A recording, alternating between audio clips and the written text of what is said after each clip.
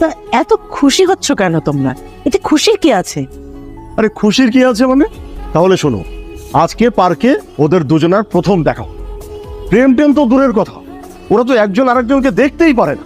মানে দুজনের দেখা হওয়ার সাথে সাথে ওদের মধ্যে তুমুল ঝগড়া শুরু হয়ে গেল। আর ঝগড়া কি রে বন্ধু, রীতিমতো যুদ্ধ, বুঝছো? আর আমরাও নিশ্চিন্ত হয়ে গেলাম ভাবি যে ওদের মধ্যে আর প্রেম প্রেম হচ্ছে না। তাহলে তো কোনো বাধাই থাকলো না ভাইজান। আপনার ভাই মাঝে মাঝে থাকে না, তাহলে মেয়েটাকে আমার কাছে দিয়ে যাবেন, আমরা গল্প গুজব করে সময় কাটাবো। অবশ্যই, এখন তো আর কোনো টেনশন নাই, ভয় নাই। অতএব মেয়ে আপনার বাড়িতে আসবে। বাড়ির সামনে তরুণীদের আনাগোনা নিষেধ, দেখেছিস? আমরা শ্রাবণকে দেখতে আসি বলে গেটের সামনে পোস্টার লাগিয়ে রেখেছে। লোকটা একদম খাটাস। চল পোস্টার ছিঁড়ে ফেলি, তাই করা লাগবে। এই পোস্টার ছিঁড়তে হবে। এই কারা তোমরা? আমরা কারা মানে? তুমি কে? আমার নাম মেঘলা। এখানে কি? এই বাসায় যাচ্ছ কেন? কে আছে এই বাসায়? হ্যাঁ চুপ তো। তোমরা কারা? হ্যাঁ, ও আচ্ছা আচ্ছা, এইবার চিনতে পেরেছি। তোমরা সেদিন ঢিল মেরে শ্রাবণ শ্রাবণ বলে ডাকছিলে, তাই না? হ্যাঁ, তো আপনি কে? আমি যেই হই না কেন, তার আগে আমার প্রশ্ন উত্তর দাও তো। তোমাদের দুজনের মধ্যে শ্রাবণকে কে বেশি পছন্দ করো? ওরে বাবা, দুজনেই? তাহলে কি দুজনের মধ্যে একটা ছেলেকে বিয়ে করবে নাকি?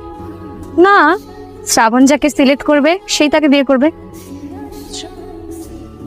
আমি না বুঝি না, মানে তোমাদের মতো তো সুন্দর দুইটা মেয়ে এরকম মাথা উশৃঙ্খল ছেলের পিছনে কেন ঘোরো? তোমরা কি ক্রেজি? পাগল নাকি তোমরা? দেখো, শুধু আমরাই না, এই এলাকার 200 থেকে 300 মেয়ে ওর জন্য পাগল। আর আপু, আপনি মাতাল বলছেন কাকে? হ্যাঁ, একদম শ্রাবণ সম্পর্কে উল্টাপাল্টা কথা বলবে না। আর কে আপনাকে বলেছে যে শ্রাবণ মাতাল? কেন, ওর বাবাই তো বলেছে। ওর বাবা কেন আপনাকে এই কথা বলেছে জানেন? যাতে করে আপনি ওর থেকে দূরে থাকেন।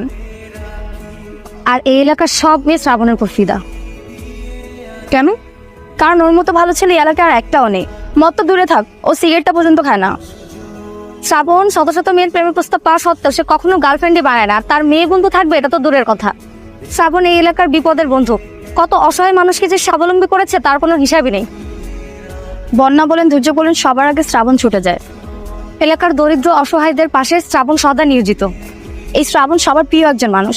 আজ পর্যন্ত এই অত্র এলাকায় তার নামে কোনো ব্যাড রেকর্ড নেই। শ্রাবণকে যে মেয়ে স্বামী হিসাবে পাবে তার জীবন তো সার্থক।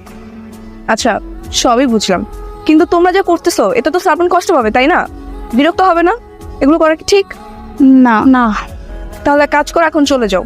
এরকম উল্টাপাল্টা কোনো কাজ করো না যেন শ্রাবণ কষ্ট পায়, ঠিক আছে?